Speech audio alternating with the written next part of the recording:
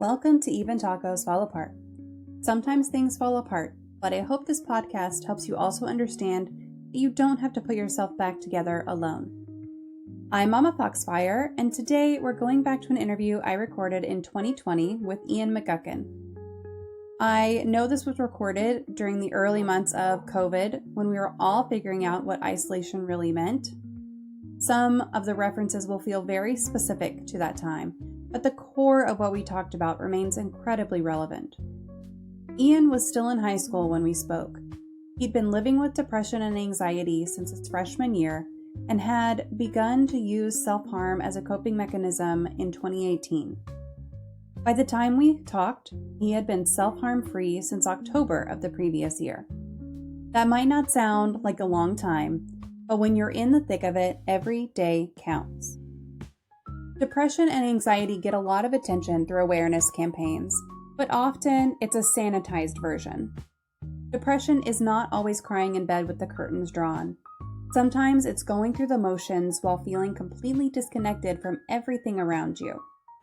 It's losing the ability to enjoy things that used to matter. Food stops tasting right. Hobbies feel pointless. You're not necessarily sad all the time. Sometimes you're just empty. Anxiety is not just feeling nervous before a test or a presentation. For a lot of people, it's a constant background noise of worry that colors every interaction and decision. It's second-guessing everything you say.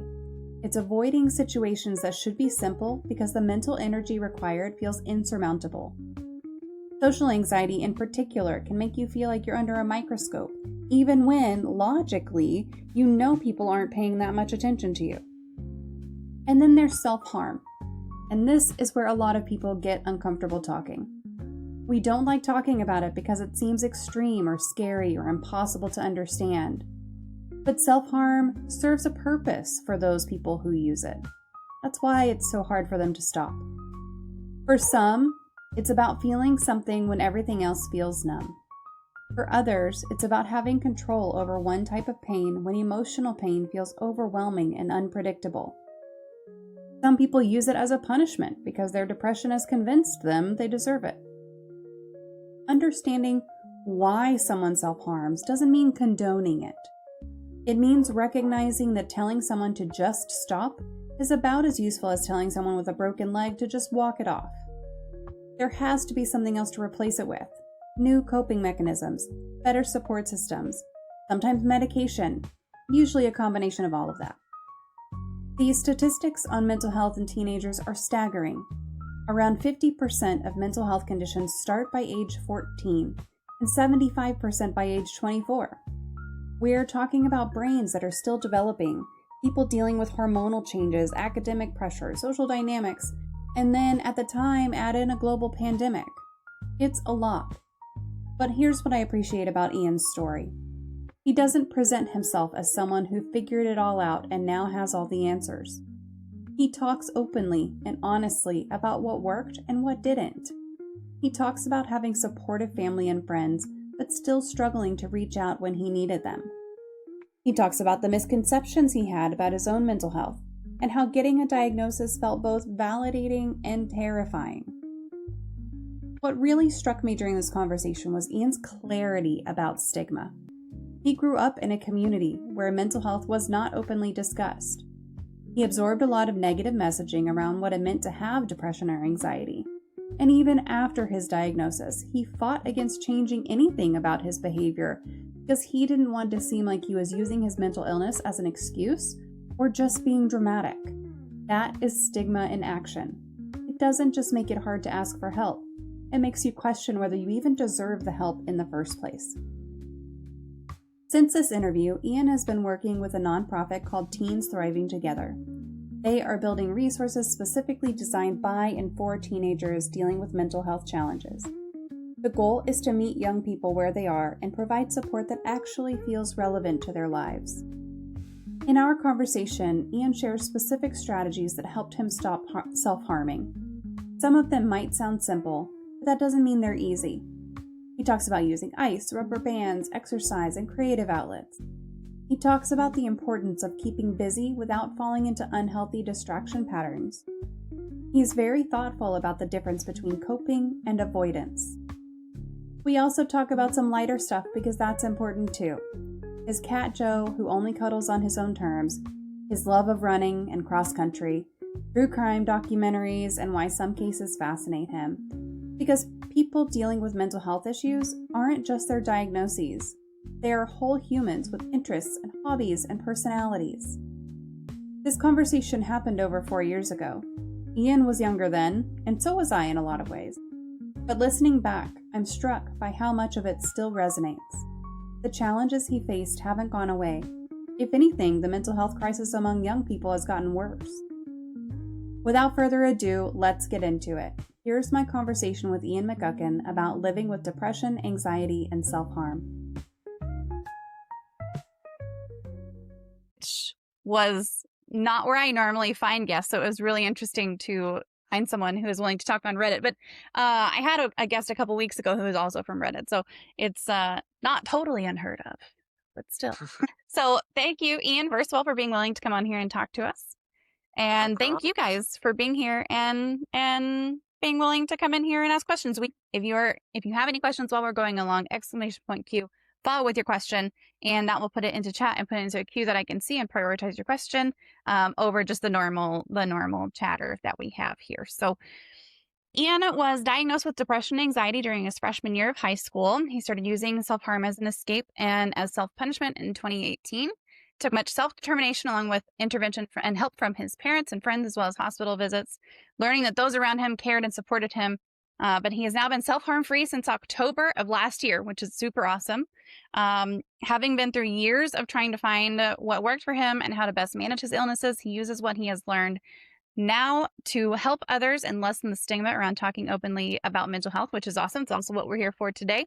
And he also volunteers with a nonprofit where the goal is to help the well-being of struggling teenagers, and is even hoping to compile a research paper on stigma and the prevalence of mental illnesses. So welcome in. Thank you. Bite said congrats already. There we go. So we'll just open it up. I don't know where you are in the world, but right now I'm in Texas, and like COVID is still just a major bitch here, and it's just awful. And everyone's trying to do things inside versus going out and being in big groups. I say everyone. I don't mean everyone. I wish it was everyone being smart about it. But what are some of your favorite at-home hobbies? Well, I have a cat, so I really like to cuddle and play around with him. He's a little stinker sometimes, but I Those love cats him. are. Yeah. He doesn't really like to be cuddled. He likes to, be social, but from a distance. So he's kind of got the whole corona thing down. But as for hobbies, I really enjoy playing guitar. I play a lot of electric guitar. And recently, I'm still in high school, so I've been doing a lot of homework. I find that it just kind of keeps me busy. So doing my, finishing up my summer reading assignments and studying for the SAT, and that I find I like to keep my mind busy. So I do a lot of like reading on my own as well. So that was where the research paper initiative came from back in the start of COVID, when there was the lockdown and I pretty much could not leave my house except to run. Um, then I started researching and I delved more into it, and I was like, hey, I could put this into something really cool. And then, yes, also I do like to run quite a bit. I'm a cross country athlete, and this is my 4th year on the cross country team at my school. And yeah, I really enjoy it. And when I'm not running, I like to work out, not necessarily just for like, to look good, but I think it's kind of fun. And it's also a nice way to feel productive, Yeah. rather than just like sitting around watching TV all day and then you're like, oh, I'm such a lazy bum. Like if you sit around and watch TV all day, but then you work out for like 3 hours, you're like, wow, I did something with my day. I did something and also got to watch TV. Yeah, exactly. It's a win-win. Yeah, And you can work out while you watch TV, which is what that's most true. people do. So, That is true. What kind of cat do you have? um, he is a tuxedo cat. In fact, I Oh, think sh- show him to you, right? If I can, yeah, here he is. aw, cute little kitty. We love Yeah, cats here. he's Cats are wonderful. yeah. His name's Joe. We adopted him about a year ago, and he's very playful, but he doesn't really like to be picked up, and he doesn't like to cuddle unless it's on his accords. Mhm. So Yes. he only like very rarely will crawl like onto my lap. Usually he likes to sit next to me, but that's Hmm. about it. Yeah. Cats are very much about consent. Very much. They're like, no, if I didn't ask for it, you're not doing it. Yeah. Yes, very much. So you volunteer for or with a nonprofit. Do you mind telling us a little bit more about that? Who they are, what they do, kind of how you got involved? Sure. The nonprofit, we aren't really out there as much yet. We're still kind of a rising nonprofit. We actually haven't even put our platform out. We're still working on it. We're working on developing a website, and the nonprofit is called Teens Thriving Together, abbreviated by T3 for Oh, I like that. TETT. And it's run by a group of teenagers just like me, and I'm on the executive board, and we're all working together to try and design a website that we really think is going to be helpful specifically for teens, because there's a lot of good websites out there that provide specific help, um but we're looking to make it, maybe a little bit more interactive and a little bit more teen focused, because a lot of times with mental health issues, um it occurs or it starts in teenage years. Yep. Um, and I'm pretty sure one of the statistics behind like that we put on our website is like I think it's 40% of people by the age of 18 have experienced a traumatic event. Something Hmm. around that. I'm sure I don't have the correct number, but it's something around there. Yeah, it's extensive. I mean, it's a big number. Hmm. And we're working a lot to help the individual while also helping the entire group of by group I mean teenagers, and lessening the stigma. So we're doing one thing at a time right now. Where the project will probably take a few years to like really get some traction going. We're planning to have our website out in October-ish. We're currently working with a lot of website developers, and I'd say we're definitely over halfway there with developing the website. That's And then awesome. once we're done with the website, we're planning, me and the CEO and one other member are going to work with um, the presidents of the National Education Association from each state, and we're going to start trying to initiate the conversation with them about how we can, incorporate more education about mental health into the curriculum. And so we had a few ideas. Um, so far, we're thinking maybe something along the lines of, rewriting part of the health program and adding um, even just like a chapter or two on mental health, because Hmm. I've taken health and there really isn't much on mental Right. health in there. Right. We're also thinking about starting more of like a leadership project, not necessarily so much curriculum, but also kind of more like the Project Charlie, if you've heard of that, that's used Mm. for combating um, drug abuse and such. I know it's really common in the state I live in, Michigan, but I don't know how common it is across the country. Well, we have a I think ours here is called like Dare or something. Yeah, yeah. There's a I don't lot. remember what it There's is. It used many to be something. programs. I was in high school long ago. It was something else back then. Yeah, but we w- we'd like to make a program where it's kind of like high schoolers who are educated by a sort of like training program that we give, and then they deliver that education to younger people, maybe freshmen or middle schoolers, because there's that respect. And then Hmm. there's also not the barrier between student and teacher. Yeah. So that's another idea we've had. Going back to the website we're building, we're hoping to compile lots of resources on there and, kind of make it a hub for teenagers that are struggling, not only to go like when they are struggling, but also to go just to go because we're planning on once we can get a little bit more traction. We already have quite a few donors, and we've established ourselves as like an official um, 501(c)(3) nonprofit, all the legal stuff.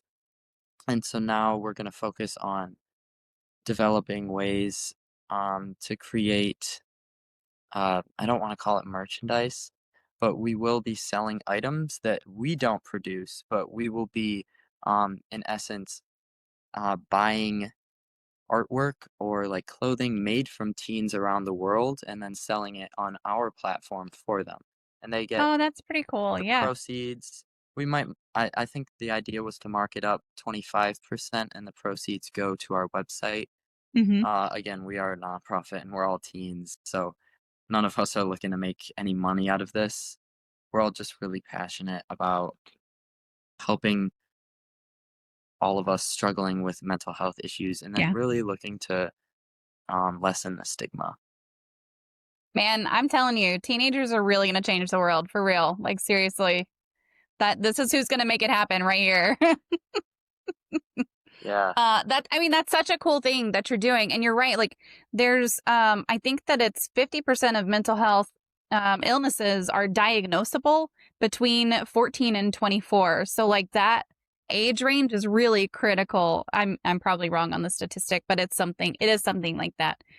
yeah, But you're that probably age right. range is really critical. And when I was in, okay, this is like, just bear with me. When I was in high school, like, you didn't talk about any of this at all. Exactly. And I in Texas is a very Baptist small town, and like you just go to church and deal with your shit, and that's it. That's all you get. Mhm. So um now, like, my daughter is 13 and I have talked to her about anxiety and I've talked to her about depression. Like, I got her a book 'cause she has really bad test anxiety. And so, like, I have made sure to purposefully talk to her about that because of my own experiences and the experiences of others around me. And like, it's so nice to see teenagers being willing to put themselves out there and do things like start a freaking nonprofit. Like, who I didn't have any of that drive when I was your age at all. So good for you. That's really awesome. Thank uh you. Bite at said, I know you mentioned that you're working on a website. Are there other ways to find information about your organization right now? Right now, I do believe we had an Instagram page for a while, but I think it's been not active for like I want to say 2 months. Our because we all are teens, and the CEO and I think the CFO are both they both go to the same high school, and they were on vacation for Hmm. a month because they go to a year-round school, so it was like their 3 weeks off. Yeah. So we were on a break for a little bit.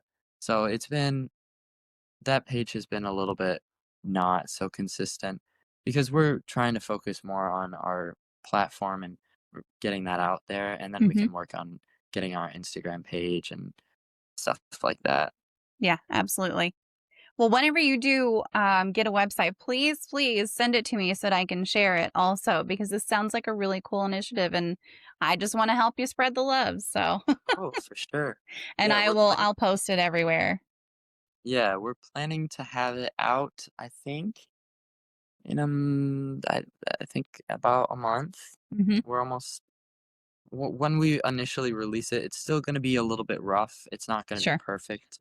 It's not gonna look totally awesome, but we're hoping to start to get the word out, Hmm. and we'd love, I think we're going to in about 3 weeks, we're gonna have, like, our initial content for the website done, and we're going to get, a small group of about, like, 30 people that, the executive board ourselves, like, know personally that would benefit from the website, and we're gonna walk them through the website, have them explore on their own, and see, like, get their suggestions, and then after, um, I do believe we might be doing a bigger test group of whoever would like to volunteer and get their suggestions as well as what they would like to see more of, just ideas in general, because Hmm. you know, what works. Yeah. So, Well, that's really cool. I was nowhere that ambitious at that age. No kidding. No kidding. I was not about starting a business. I think I was probably working somewhere, but I wasn't about to do anything other than just work and save money and get ready for college. That was it. That's mhm. all I had. So, do you have a serial killer or true crime story that fascinates you? I I'm actually kinda big into the serial killer, true crime kinda deal. Especially on Netflix, I really Mhm. like to watch a lot of those documentaries. The Ted Bundy movie was really chilling. Yeah. Um, uh, there's another show that I watched. Oh, Mindhunter on Netflix. Mindhunter is so good. So That good. was really good. It was very raw and, a little shocking often because, they use direct quotes from, um, you know, mass murderers, and it Mhm. was a little disturbing, but it was also Yeah. interesting because it went into the mind of the person who killed, like, many people, and it was kinda weird. I don't know, it kinda freaked me out because I started seeing, at least in the way they portrayed it in the movie, like, I saw these people as, like, not I mean, I saw them as awful, don't get me wrong, but I didn't I saw them as, like, still human, and it was Mhm. kinda scared me. I was like, "Oh." You know, there was that one guy, I forget his name, he was, like, the co-ed killer, at least how Mhm. they portrayed him in the movie, he was, like, super nice guy, Yeah. like, he was totally nice, and, like, I researched him after I watched the show, and he was known at the Yes. prison to be, like, very friendly with the guards, Yep. and he, like, got really good treatment in the prison just because the guards knew him so well, and Mhm. he was, like, so kind to everybody, and I was just like, "That's really weird." Like, Yeah. that's kinda that contrast is a little bit too much for me, but I also really like Criminal Minds. That's Mhm. an amazing show. Yeah, Um and Mindhunter is kind of like how their unit got set Yeah. up, right? So, Yeah, yeah. I feel like if you watch one, you should watch the other two. Exactly. Like, Criminal Minds, it can get a little bit repetitive, but Mhm. I've taken a break from watching it for a while, but it's fun to fall back on, you Yeah, know? it is. At least the first 2 seasons are a must watch. Those first 2 are absolutely Yes. amazing. Yeah. Yeah. The detail that goes into the crimes committed are just so insane, and how they solve it is just mind-blowing. Yeah. Um, as Yep. for a true crime case that really fascinates me, I really like the Zodiac case Mhm. and the docudrama on Netflix, The Zodiac. That was really good Yeah. with, RDJ and, I'm blanking, whoever plays the Hulk, and then Oh, uh, Mark, Ruffalo. that's the one. I'm like, I can give you a first name. I'm surprised I can give you that much, honestly. I don't know actors' names at all. Yeah, me neither. And then there was the guy who was just in the recent Spider-Man movie. I saw him and I was like, "Oh, I just saw you in the other movie." But yeah, that movie was really well done. It was Mhm.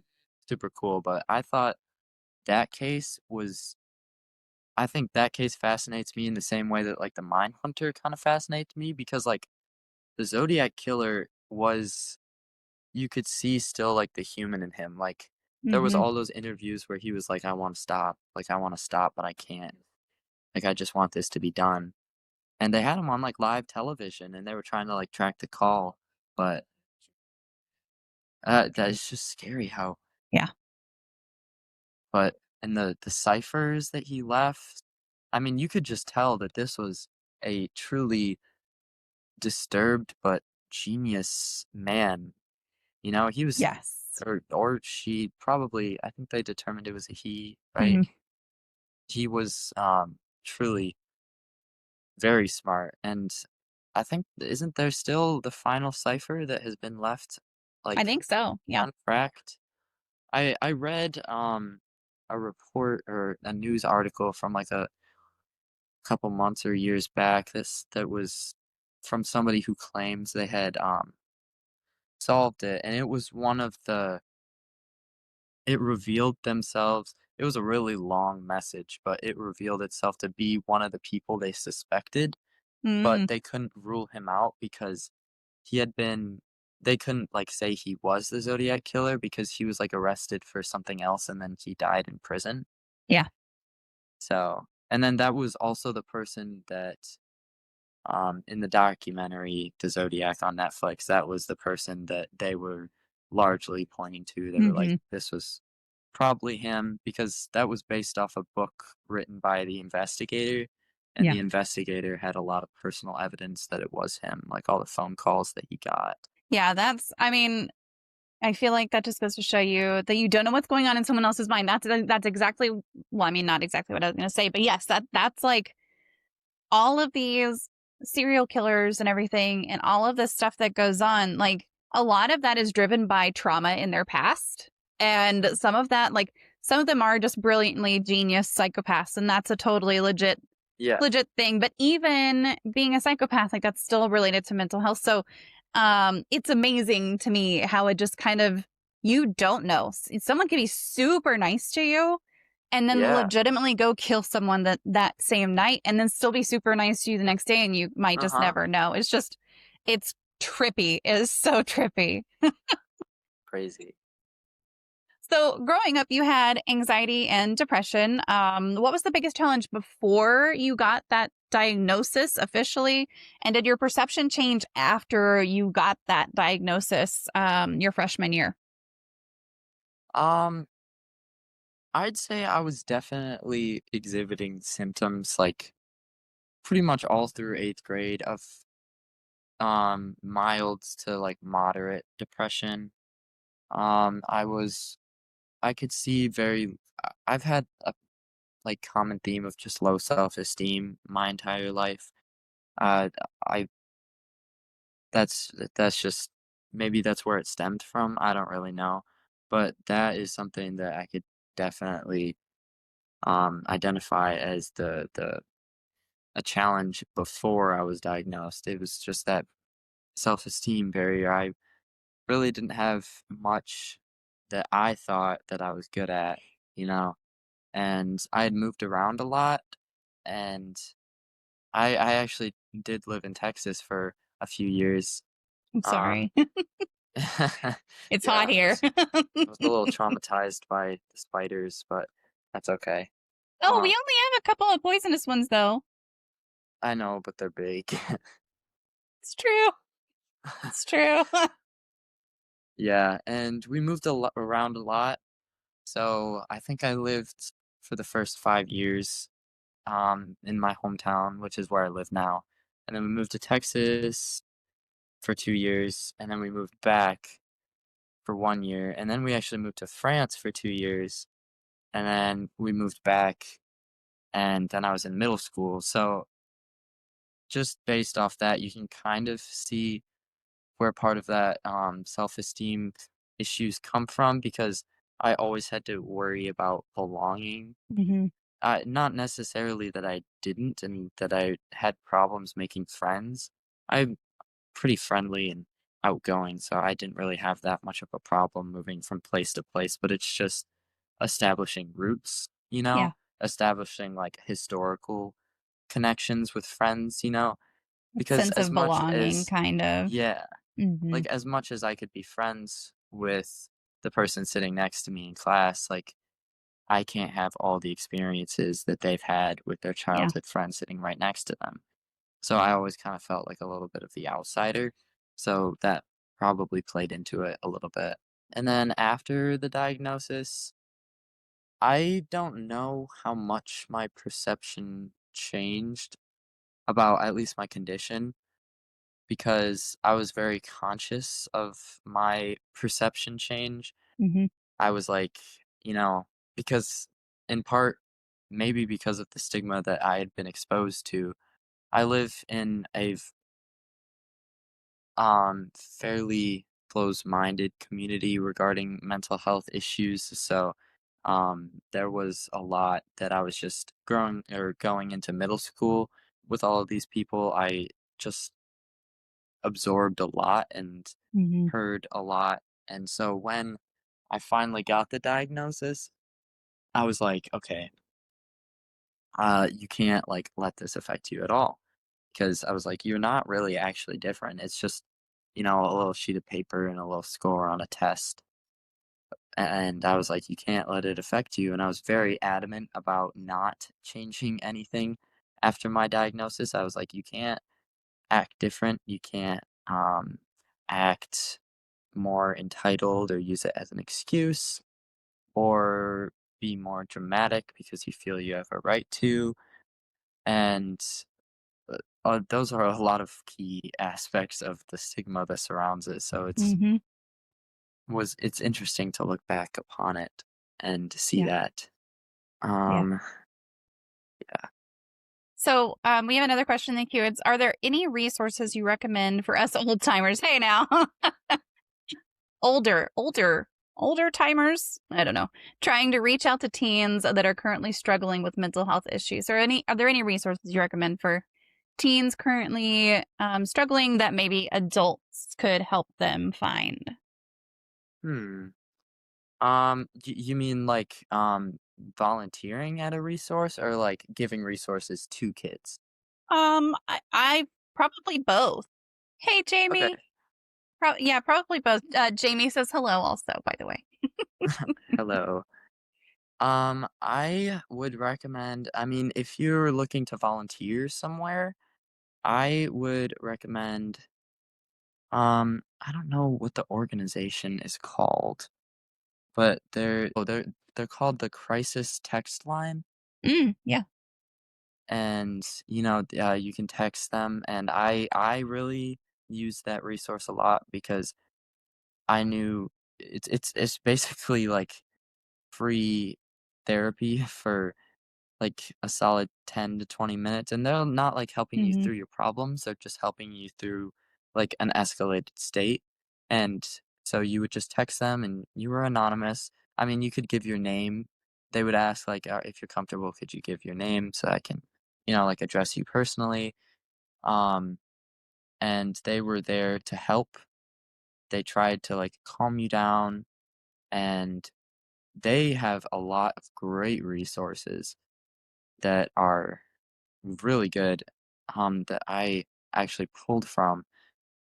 Um, I would say if you're going to give resources to kids, I would also give that same resource to them because that's a great one for when someone's in an escalated state. At least for Hmm. me, going through self-harm, when I was really trying to not self-harm, that was where would go because it Yeah. was a mental battle that was extremely tiring, and it would take hours. Sometimes it would take, like, maybe a few minutes, and that was the lucky times, but often it would take a very long time to finish the fight of just me against me, and it Yeah. really helps to have me and somebody else against me because then it's not so much of a conflict of, "Do I? Do I? Do I?" Right. Not, "You shouldn't, you should, you shouldn't, you should," Right. just going on in your own head, rather you get a more external source. So I really like that one.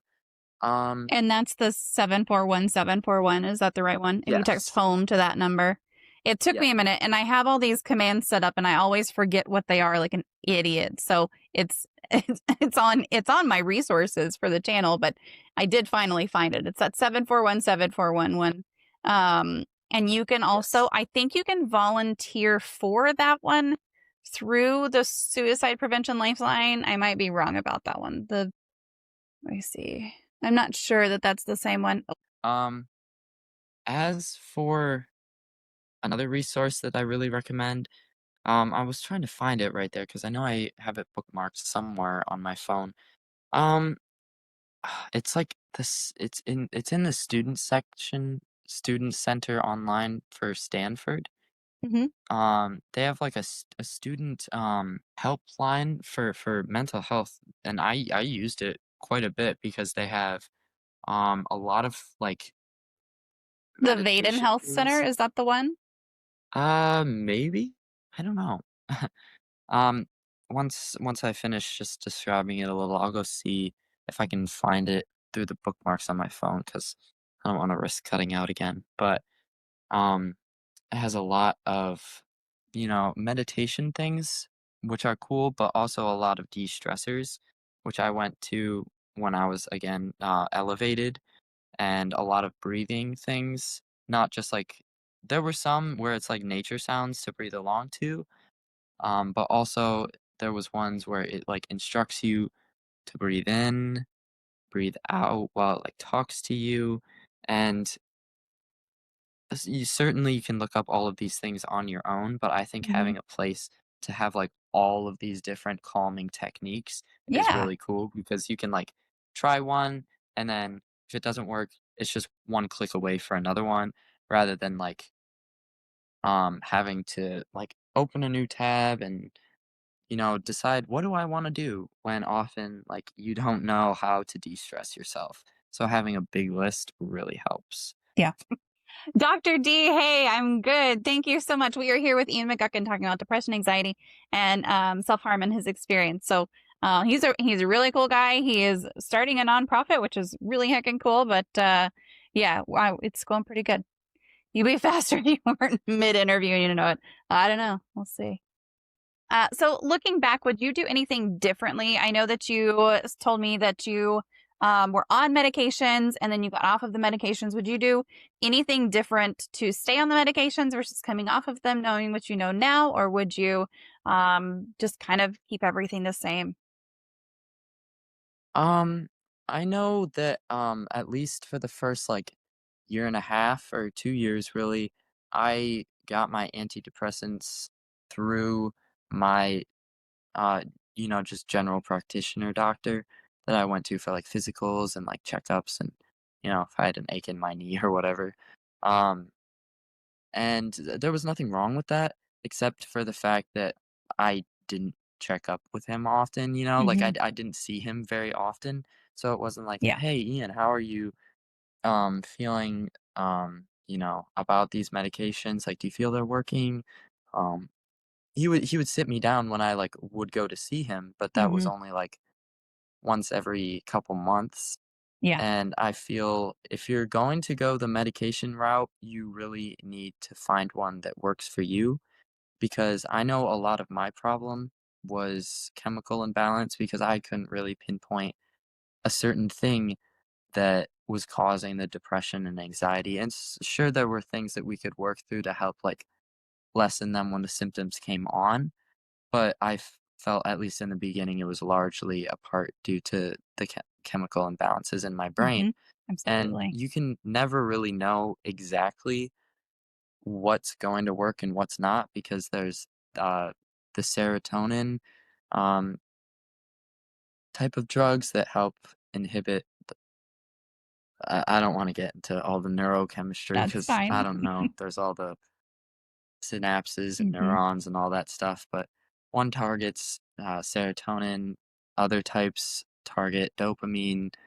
Um, there's another type of drug or neurotransmitter. I think yeah, there's SSRIs and NSRIs, I think, for medications. Um, norepinephrine.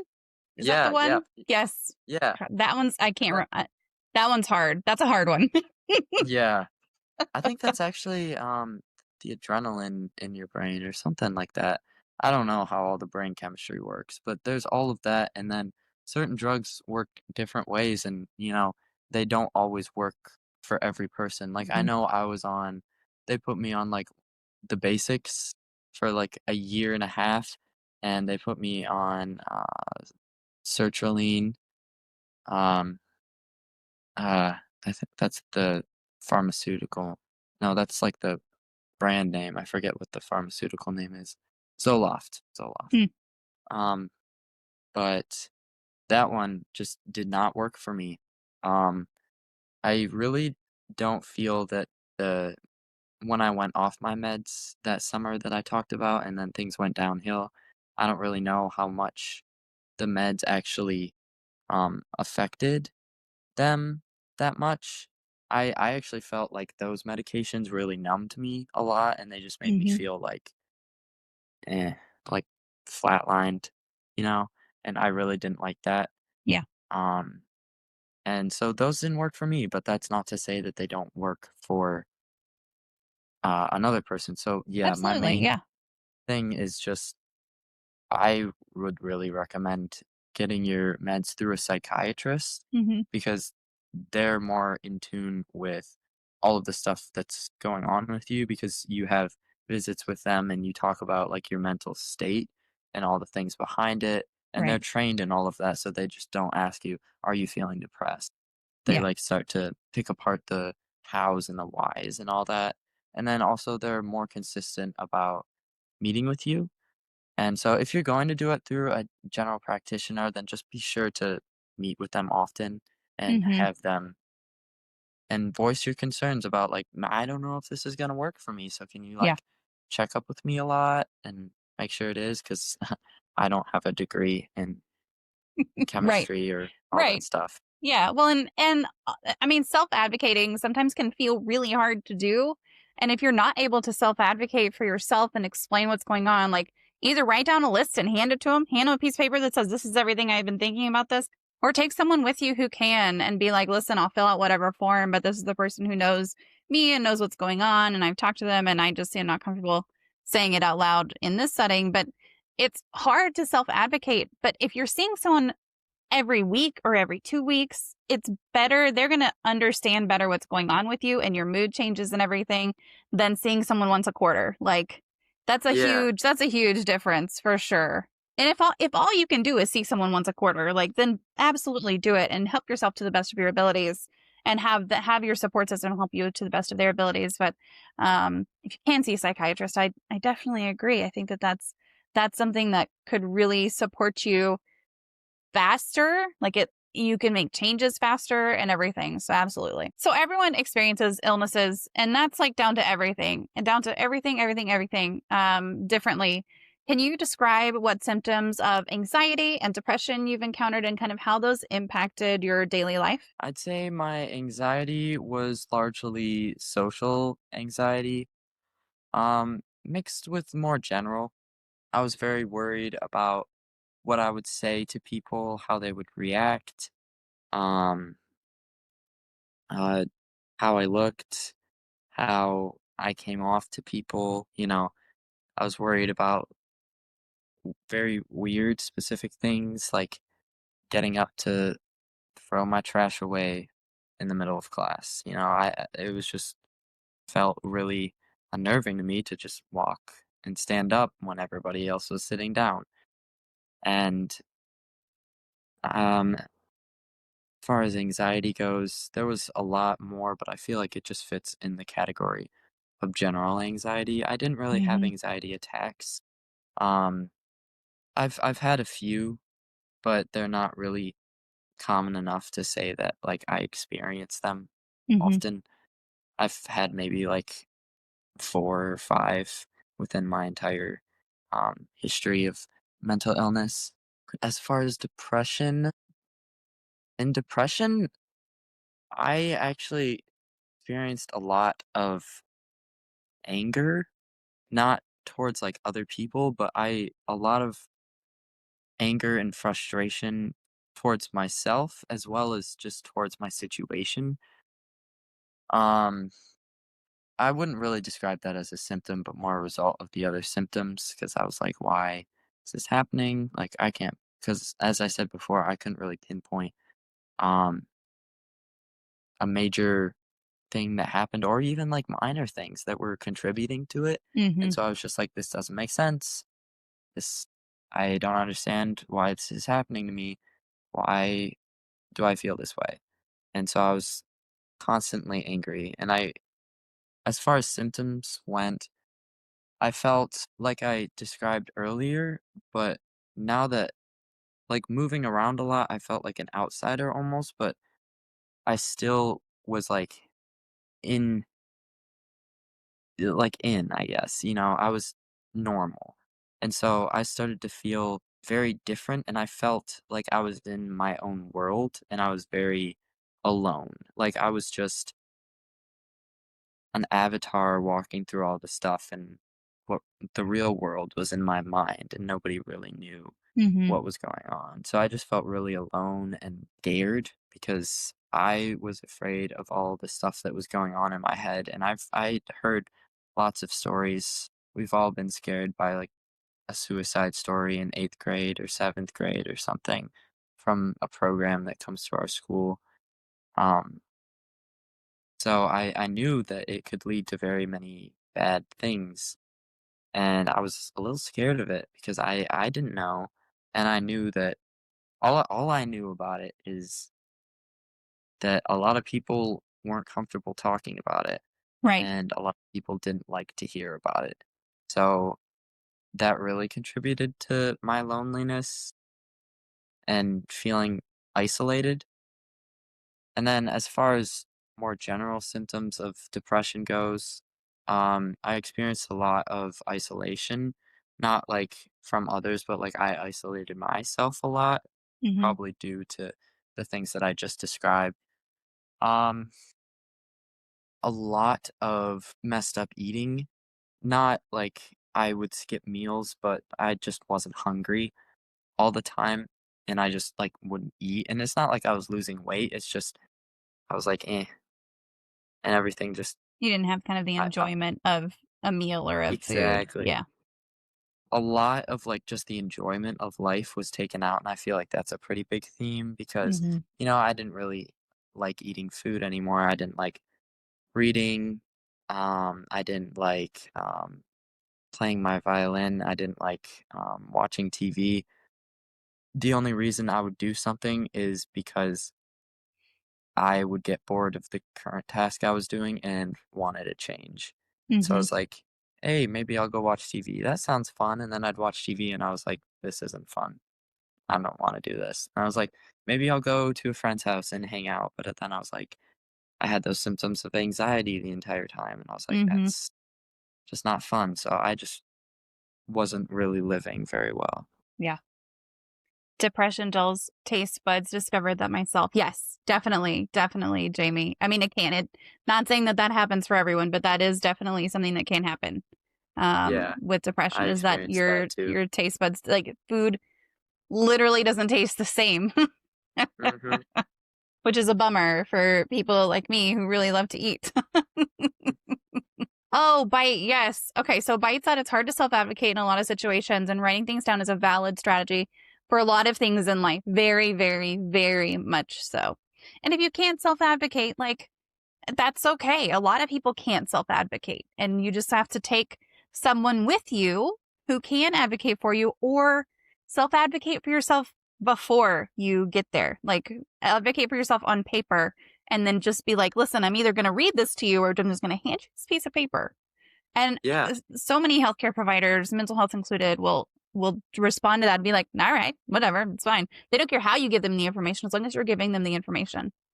Hmm. Thank you for those 100 bits, Dr. D. I appreciate it. Hope you're doing well tonight.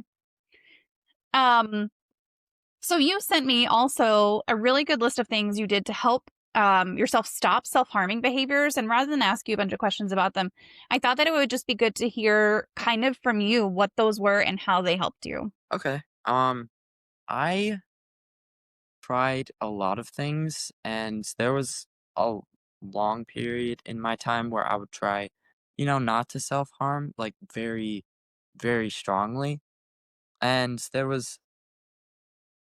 there was time I mean, I obviously in between self-harming episodes, I wasn't, like, um, supporting self-harm for others, obviously not, 'cause that's awful, but, like, I wasn't supporting it for myself either.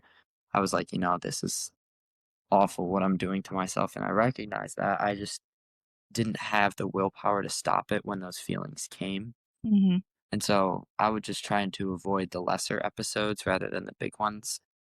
But by the time that I really tried to start, you know, stopping, I tried a multitude of things. I was recommended grabbing handfuls of ice and holding it in my hand because that really hurts. Yeah, get the If you hold sensation it of for long pain, enough, right.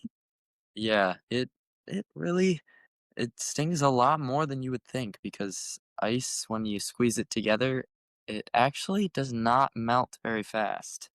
It melts a little bit and it'll like drip the entire time, but like it Mhm, melts and then your hands warm it up and then it hardens. And then it's just a big compact ball of cold. And so it hurts. It's like throbbing, but like it doesn't do any lasting damage. mhm, And um also rubber bands really help. Um those you have to be a little bit more careful with because those can cause bruising if you do mhm. do them a little bit too much or too intensely. And you're talking about But putting those around your wrists and popping them when you yeah, got the urge? Gotcha. yeah. Um Often I heard a lot about writing messages on your arms or places you would most frequently self-harm. I didn't end up doing that, but also taking like red marker and drawing the lines on wherever you would self-harm is also a good tactic. I never tried that one either. Um, but I'd imagine, or at least I've heard that, using one of the pain supplements that doesn't cause any harm, as well as using like the red drawing on your arm, like really helps to satisfy that urge because you see your brain like sees the color and it's like, oh, I'm good. When it Mhm. feels the pain and you're like, you know that you didn't do anything, but like you tricked your brain. Right. Uh, so those are some of the more physical ones. I've done, let's see, exercise is also a really good one. Not only because it works as a distraction, but also exercise can hurt. It's like Mhm. if you really want to do it for self-punishment, like go and do like 50 push-ups straight. And I'm not a very strong person, so that sounds awful to me. I mean, at least if you're doing like if you try and get the form really good, that really hurts. Yeah. And then your arms are shaking and you're like, "Oh my gosh." Push-ups are Um, already the bane of my existence. Like, you tell me 50 squats and I got it with no problem right now. Add some weight to it. I don't care. Push-ups? Like, no. My upper body yep. strength is not there. That would be punishment for sure. Mhm. Yeah, and as I said, I'm a runner, so I love going on runs, but that also I feel like running, you kinda get that triple threat kinda action against it because you get the distraction, um, you get the pain, and then you also get the endorphin rush, Yep. and that applies basically for all exercise. Um, I tend to like running more because, running, you're going out and you're getting those 3, but then there's the added benefit that you're getting yourself away from your home and whatever object you were thinking about using to self-harm yourself with. That's a really good point. Yeah. So and then usually by the time you get back, especially if you go for, like, a 30 to 40-minute run, there's probably, a really good chance that your situation has de-escalated by then. Um, Other than Also, that, maybe a let's good chance that you're just tired. yeah, you just and you're like looking for a little self gratification. You're like, man, a nice warm shower sounds really good Mhm. right now. Because as Yeah. much as you were hating yourself like 20 minutes ago, you still want that same pleasure feeling. Mhm. So Right. brings about a lot of good things. Exercise is a really good one, and I Mhm. really do recommend running or biking. And then you get to be outdoors as well. It's just really awesome. Especially if you stay consistent. Because if you're exercising like 4 to 5 days a week, really awesome for your body and your mind. As I said, there's all of those things that help as coping mechanisms, but then there's like, it gets the chemical boost, the adrenaline, and then the added dopamine, which is really good to Yeah. help combat depression and anxiety. Um, I did a lot of self-expression, so I did a lot of writing, and occasionally just some like I forget what it's called, but it's like freelance writing maybe, or I don't know. You just like put the pen to the paper and you just like start writing and you just kind of Kind of let your free mind wander. association. Yeah. Yeah, yeah. That tends to be kinda cool because sometimes a lot of times, um, I would have trouble pinpointing why I was feeling bad, and so sometimes when I would do that, it would help me, pinpoint at least a few things that I was like, "Oh, okay." So I really like that, and then writing is cool. I liked to write a lot of poems. Um, I actually still do write poems, not necessarily to cope, but I just like to write. It's pretty cool. Mhm. Um Let's see. I used quite a few coping mechanisms to overcome this because it was a really big demon and it took quite a lot of things. And it Mhm. wasn't really one specific tactic that helped, but Right. more all of them blended, Yeah. finding the right Absolutely. mix. So I feel like the best thing is to expose yourself to as many coping mechanisms as possible, even if you just try them once, because even if it doesn't work in that one time, maybe like a couple times later or even like the next time you're in a bad situation, you're for some reason you feel more inclined to do it and you're like, "Whoa, that sounds like it might work today." Because every experience is not the same. Mhm. It's not every time that I wanted to self-harm, it was not for the same reasons, and it wasn't the same feeling every time. Yeah. Some were more intense, some were less so, but they also all had like, different underlying motives and then consciously and subconsciously. Um, I feel one of the really, really big ones is trying to understand. This one's kind of harder, but trying to understand your place, not really like in the world, because that's a big one that's like more, we'll save that for like midlife crisis time. But I just in your community at least and the people that you interact with, and understanding, you know, the web that you have just by existing, not Mhm. even by um interacting. And I say this for people who feel, you know, very, very isolated because I felt like one of those people and I was like, oh, like if I did something to myself, like nobody would care, you know? And um it's surprising how many people actually do care, Mhm. even though you think they don't. And it sounds cliche and it sounds, you know, like everybody cares, like we just all want you safe. But it's surprising, at least to the mind of an individual who believes they are worthless. It's surprising actually how many people are affected.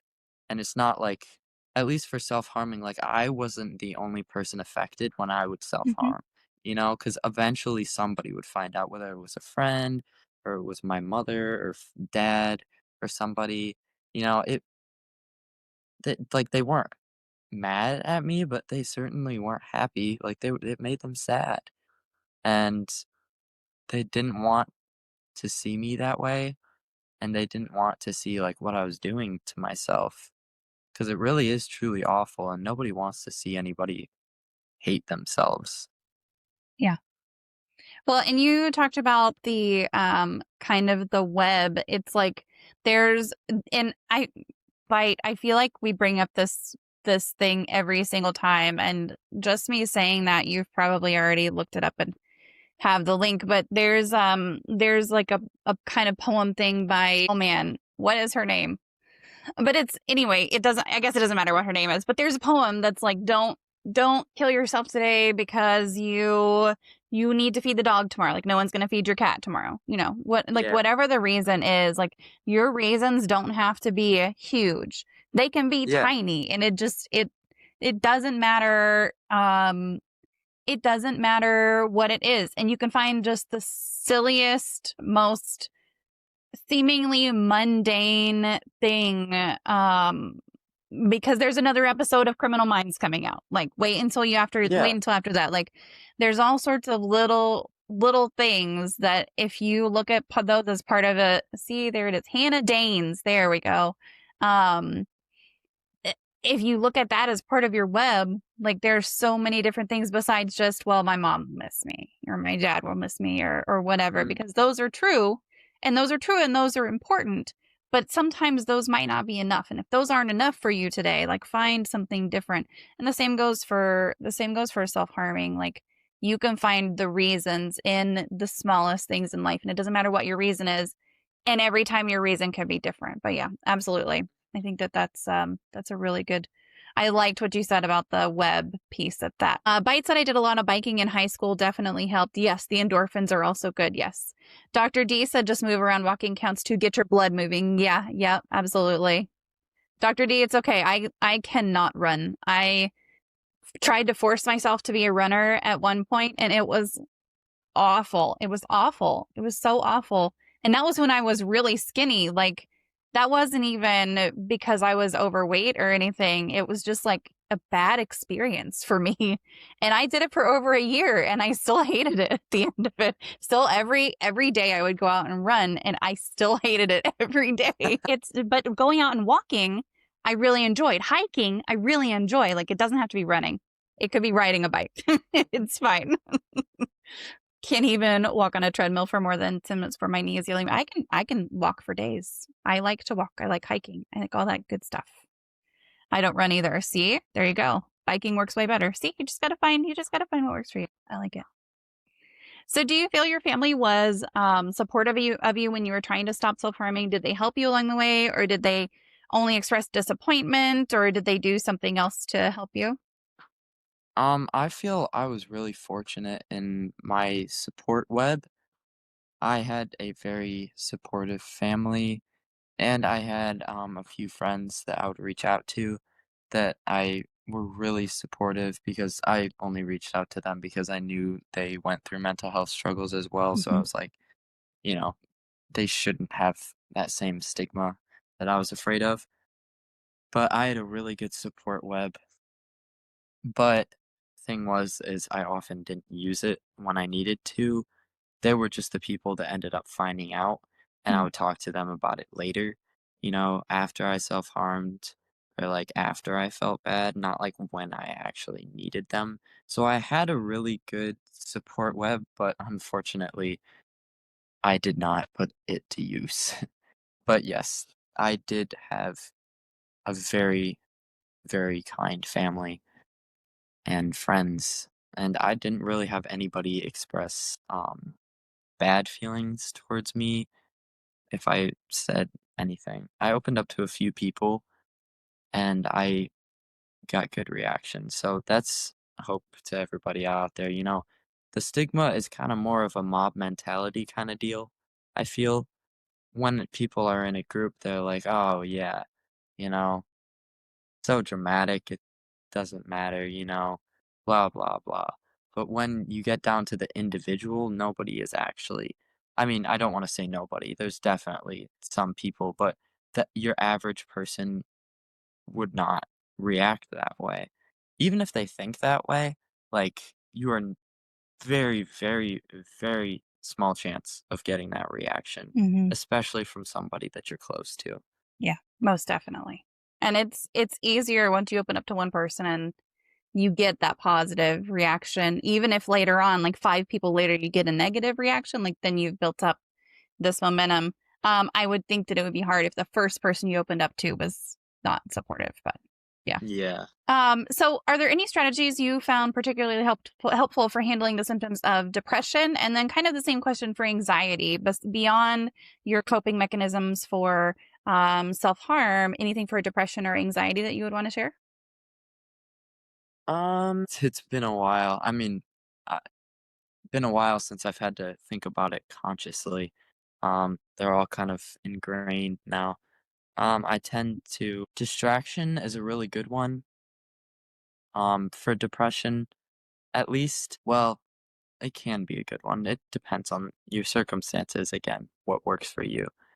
Um, but I would recommend trying to get your mind active and or some part of you active, whether it's your mind or like your hands or like moving or something. Like if you want to watch a show, like great, go ahead.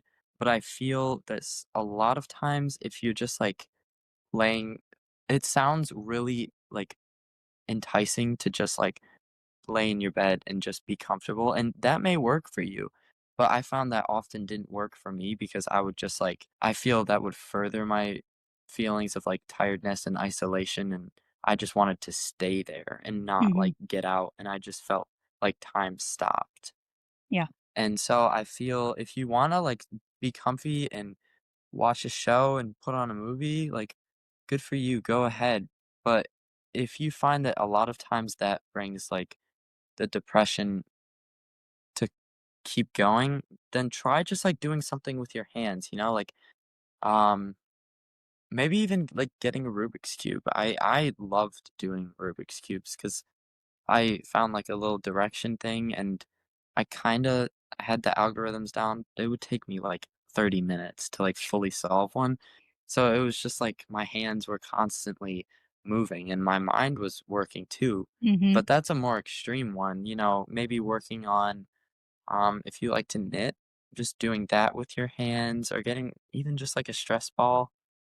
Um I found doing puzzles was super fun or therapeutic to me I because I love could watch a puzzles. I have so many TV puzzles. show. Yeah. Yeah, I love it. Just doing a TV show, watching a TV show, or like listening to music while you're doing a puzzle is a super nice, relaxing thing Hmm. while being an escape from like your stressors Yeah. and like your feelings. Because if you want to sing, like you can go ahead and sing your heart out, or you can like watch your show or whatever while you're also like looking for which piece um fits here and Hmm. oh I need corner piece or whatever. Right. So Right. yeah. Yeah, I have never successfully solved a Rubik's Cube, and my daughter has a Rubik's Cube that you can't take the stickers off of. And I'm like, hang on, that's how I do it. I just take the stickers off and put them all back on the right way. That's what am I going to do now? Dr. D, I absolutely. So Dr. D said overuse of distraction is just avoidance at sometimes, and I'm very guilty of that. Not lately, but have been very guilty of that in the past for sure. Where you get to the point where your distraction is such a coping mechanism for you that all of a sudden all you're doing is distraction. And that's not good either. You have to be really careful with that. I absolutely agree. That's a Yeah, good point. Thank you very for bringing true. that up for sure. B, how are you today? I hope you're doing well. So does what you've lived through, and I feel like I already know the answer to this just based on well everything you're doing with the nonprofit, but does what you've lived through help you relate to others in some way? And are there any times where your background or diagnoses have helped you connect to someone else? Oh, totally. I It's really opened up kind of like a new almost like dark web, there's like a whole hidden society underneath the world we live in that we're not most people aren't aware of Hmm. because we all just go about like normal people, but nobody really knows what's actually happening. And Absolutely. I've found that my experiences have really helped me, um, make friends with some people with the same things. And then also, I don't want to say had the opportunity because it's not a good thing, but I've been in the circumstance where I've had to help um people who are considering self-harming or who are suicidal. And so my experience has really helped me to, provide a lot of, logic that could help them, because I know that, saying don't do it isn't the most effective way. Right. And I became really good at reading people and finding what works for them, because some people really really need just a really caring person, but some people are feeling that way because they're feeling like they're being treated differently, like they're being treated like a kicked puppy. So some people just need to be treated like, hey, like what's going on? And they're like, oh, I explain this really serious situation to you, and you're like, okay, let's work through it, like calmly, not Hmm. super emotionally. And Right. that works for some people. And yeah, I feel my experience has really helped me develop a lot of empathy for a lot of these people, but just empathy in all around. Yeah. Yeah, that's awesome. Y'all, this kid's gonna change the world right here. I swear to you. Like this conversation was someone who is still way younger than I was when I found any sort of motivation or anything. Like, for real. This is refreshing and I love it. So these are really weird times. Any advice for others out there struggling with their own mental health? Um, in terms of COVID, at least in these times, it's often hard with the isolation because you Hmm. want to isolate and it's so, so easy. But honestly, I would really recommend, at least to the more advanced community, like, maybe 16 plus once you can afford it, but getting online, that's not always a bad thing as society labels it, because, we're isolated in this COVID thing, and we, people going through this, people going through depression and anxiety and many other things, the commonality is they want to isolate. So it's really, really, really easy right now. Hmm. But finding something you like out there and finding a community is super cool. That's like you said, you found me on Reddit. That's why I love Reddit, because you can find communities where you can find people just like you, and you can find people and you can chat with them if you want, but you can also just like send a couple replies through a post to each other about how you both like the same song by the Hmm. band, or you're trying to figure out this one riff to this one song, and they're like, oh, you can use this one. And it just helps you feel less alone and that there's more people out there, because not everybody is available within physical reach, you know? Right. We can't see everybody face to face and we can't have personal relations with everybody. But, online can really be a good place, and, take that with a grain of salt because it can also be a bad place. But if you use it well, um, there's really some good benefits there, Hmm. at least in terms of COVID. Yeah, most definitely. Uh, B said now's the time to check on loved ones for sure because we can't really visit them. Yes. Yeah. Yeah. Like it's not just up to you if you're struggling. It's not just up to you to say, hey, I need to reach out to other people. If you feel like someone else hasn't talked to you in a little while, like I just texted one of my very, very best friends today, because it's her birthday and holy crap, it's almost September, you guys. But also because I haven't heard from her in a while and I was just like, hey, just thought you would check on you. Like, you know, so it's one of those things you can always reach out and check on your loved ones too. And you never know who that's going to help and who that's going to touch. Today, that's a really good point, B. Frost said, I'm going to use a word I have never used before. He said, we stan Ian. Is that right? Is that how you use that? I don't understand it quite still. But there you go. I think he's trying to say we support you and you're awesome. That's what I'm Oh, saying. thank you. I feel like it's important to note that reaching out to others with mental health issues does not necessarily mean talking to others about mental health issues. Yeah, absolutely. Talk to them about absolutely talk about them if you're ready or comfortable, but just communicating and bonding over other stuff can really help. Yeah. Just calling someone and saying to say hi. Like that's all that you got to do sometimes. Yeah, it really helps just to, because often a lot of people don't even, when they're going through like a mental health crisis or just they're feeling down or whatever, maybe they don't want to talk about it. Maybe Right. they do not want to work through it at the time. Mm-hmm. Because at least for me, that was what often happened for me because I was like, there's nothing to work through. Like, I just feel bad. I don't know why. I couldn't tell you. Maybe we could do some like deep psychoanalysis, but I'll save that for my therapist's office. Mm-hmm. Yeah. So like it really helps if you can just text them and be like talking about normal things, talking about life. And I know the normal is changing and it has changed a lot. So talking about what is normal now. How's your mask? Oh, cool. I got this Right. new flower one. I love it. Yep. Dr. D said, agree with Bite Mark, just asking about the random stuff, cracking jokes, showing you're there to support for whatever. Just be there. Don't seek to occupy the space. Yes, absolutely. How about them Cowboys? Don't ask about the Cowboys. We don't talk about the Cowboys. Twitch is an awesome place right now because you can be a part of a community so easily, in my opinion. People need that, especially right now. Yeah, community is really important. And when you can't get that in person, it's important to find it online when you can also. And even churches are doing like live streams and stuff. So like everything is just centered around online right now, which I think is really cool. Yeah. But it's really easy to not engage also sometimes. Yeah. So there's that too. It's easier to not show up to a church live stream if you're a church going person, and have no one notice. Where if when I was a kid or when I went to church, if I didn't go to church, like someone would reach out to me and be like, "Hey, just didn't see you Sunday. I hope everything's okay." But now I don't go to church anymore. But if I did, like no one would know if I watched or not. I mean, it's hard. Mhm. It's hard to do that.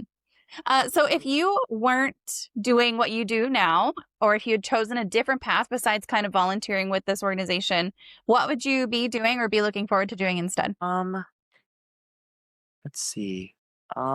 Just in terms of anything or Anything at all. Like you could say, I wanted to be a rock star or I wanted to be a ballerina. I mean, I'd love to be a rock star. That'd be super cool. I love that kind of music, so and I play electric guitar a lot, so yeah. But probably I'd be looking I am and I would be looking forward to winter because winter is definitely my winter and fall are my favorite seasons. I mean, I love all seasons pretty much equally, except spring. I mean, spring is super cool, but I feel like spring is not really, at least in Michigan, it's not very defined. Like autumn is very different from winter and summer, but I feel like spring is half winter and half summer. It's like So all the rest of the seasons in Texas. We have only summer. yeah. But I'm looking forward to that. Looking forward to college and finding new communities there and finding future because finding where I want to go and what I want to do and doing other cool Yeah. stuff because I like to stay pretty busy and so right now I'm pretty stocked full on what I have going on in my life. I'm pretty busy right now, but if I wouldn't be doing this nonprofit thing or other things, I'd likely be filling it up with similar activities, that I'm passionate about or that I just like doing. Mm-hmm. Nice. All right. So we've started calling this the Disney moment. And chat we're already at the Disney moment. So if you have any other questions for Ian, please go ahead and put them into the chat while we're doing this. And then we'll open up the floor to Ian to say whatever he wants to say. So this is the Disney moment. I'm going to hand you this. I need an actual wand. Can I get a wand? I need a wand besides this fan. I hand you this wand right here. If you could wave a magic wand and eliminate one common opinion or misconception or theory surrounding mental illness or disabilities or talking about mental health, what would it be? honestly, that I don't know, it's hard to pick one. It is hard to Um, pick one. really difficult question. Really, really good one though. Kind of blanking on this one. I I guess I would really like to change the perception that, like, I feel mental illness has gotten a little bit more out in the open than in the past, but I'd like to change the perception that it's not that it's like just people, just like lurkers on the internet that spend all their time not socializing with people. And like there's nothing wrong with that, but it's just like a common Mhm. conception and that they're like super weird and just very antisocial and Mhm. kind of like his vampire kind of thing, you know? But I just want to eliminate that because would love if everybody could see that it can really happen to anybody. And all it is just a chemical imbalance. Mhm. Or something happened that is not really too good. Yep. Or just you don't process things the same as other people and you don't process things well. There's a bunch of different explanations, but it's just so many people experience mental health issues. They don't necessarily experience mental illness, but I just wish people could see that it happens to everybody. Everybody everybody has mental breakdowns. I like not full on, you know, have to go like midlife crisis kind of mental breakdowns. But like everybody has those times when their emotions and their brain takes hold of them Mhm. and they're like really no longer within total control. And I feel like I would love if people could see that it happens to them. Mental health issues happen to them, and mental illness can really happen to anybody, you know? Like, it's not just left to the people that you would often stereotype it to, but Yeah.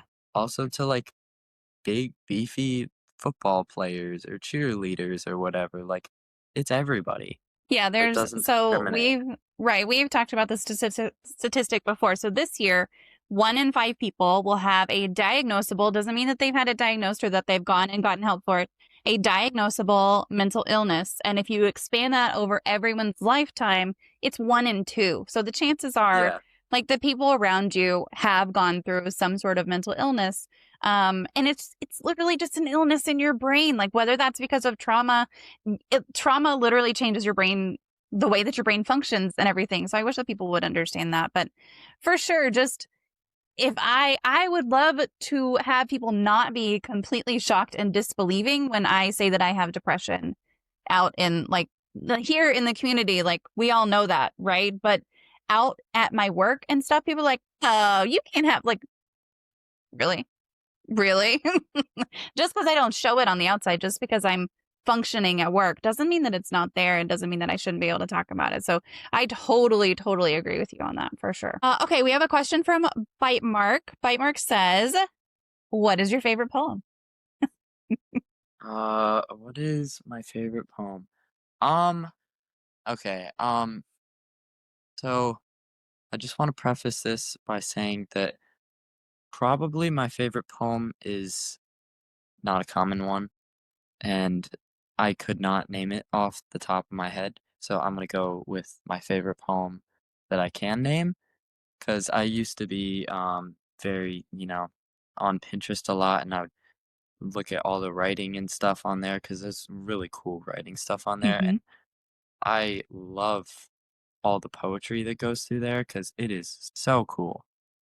And there's so much like self-written poetry by all these different, random users, whatever, and it comes out gorgeous, like it's totally Mm-hmm. non-conventional. It doesn't like I would just like, whoa. So I just want to preface by saying that there's a ton of really, really cool pieces. that I love on Pinterest. Mm-hmm. But as far as my favorite poem that is like nameable, I'd say Richard Cory.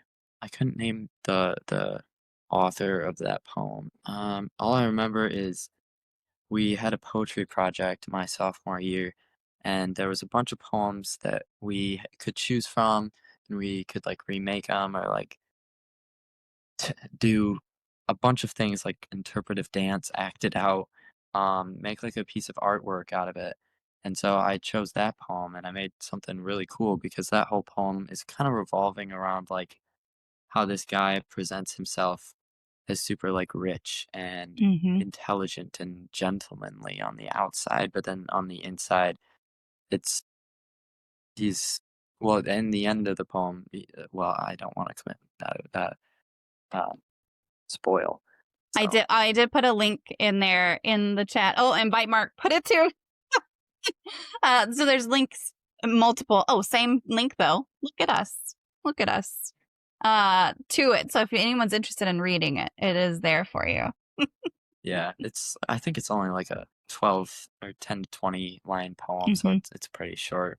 Yeah. But I think it's really cool because it's written in meter. I can't remember if it's written in rhyme, but I like poems that are written in meter. Because I've only written like one poem in meter, and it's hard.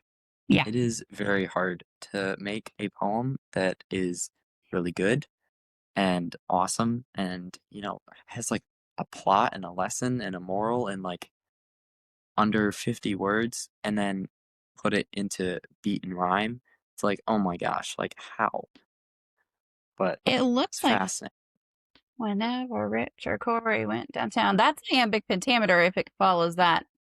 Yeah, I think Short it and is. long and 10. Like that's if it follows that stressing pattern all the way through, that's definitely iambic pentameter, which is hard to write.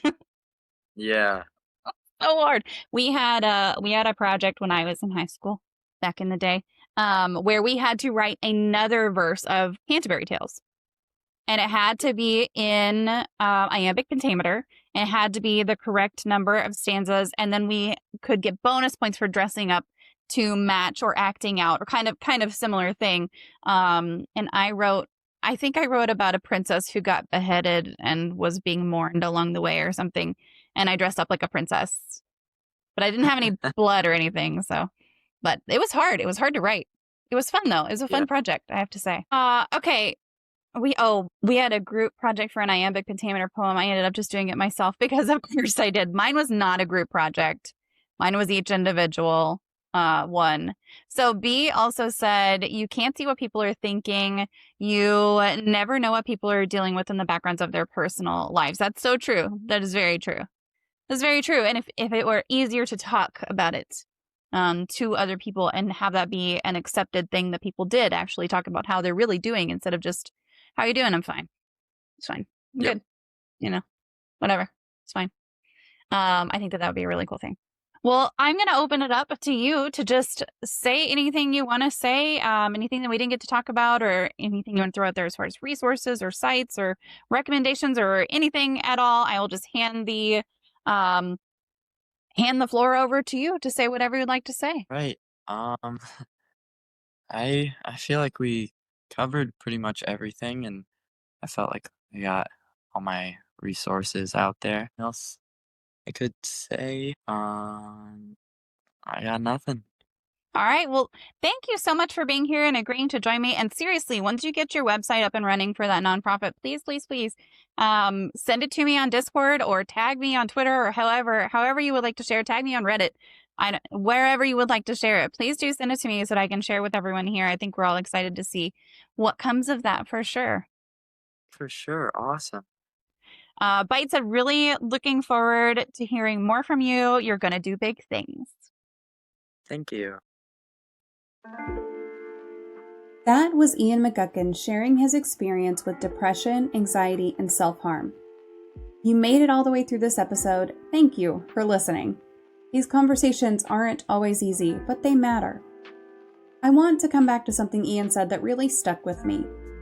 He talked about how he had a strong support system but didn't use it when he actually needed it the most. He'd reach out after a crisis had passed or after he'd already self-harmed, never in the moment when the help could have made the biggest difference. I think a lot of us do this.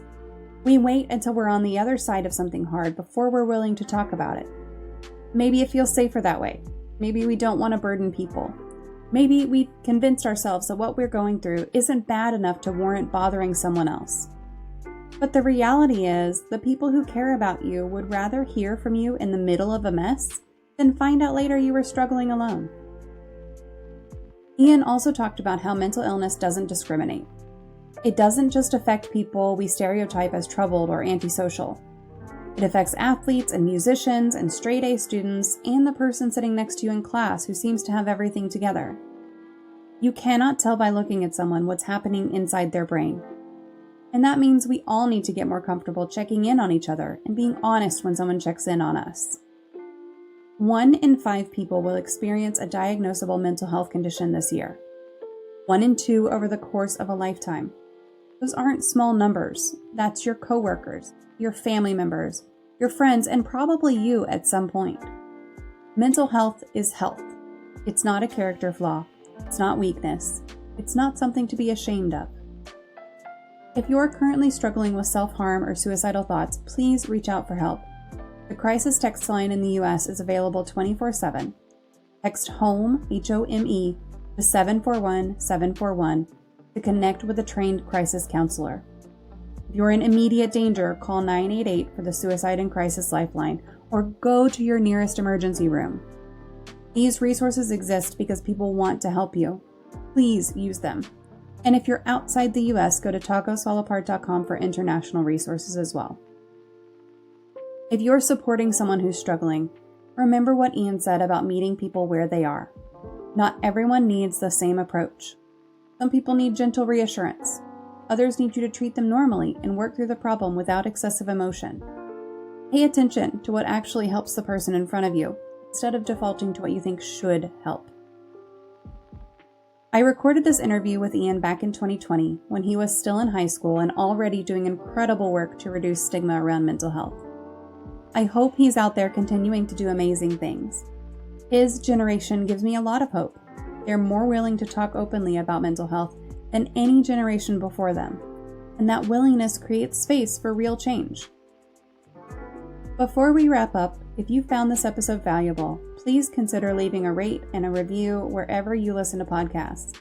Comments and reviews are what help people find the show, and it helps these conversations reach more people who might need to hear them.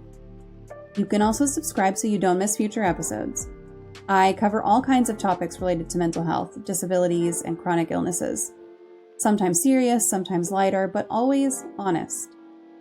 You can find Even Tacos Fall Apart on all major podcast platforms, and you can connect with me, MommaFoxFire, on social media for updates and resources.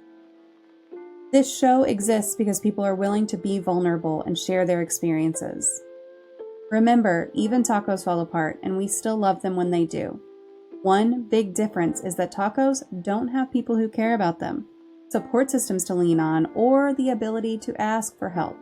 You do, and that matters more than you might think right now. Thanks for listening. Take care of yourselves and take care of each other, and I'll see you in the next episode.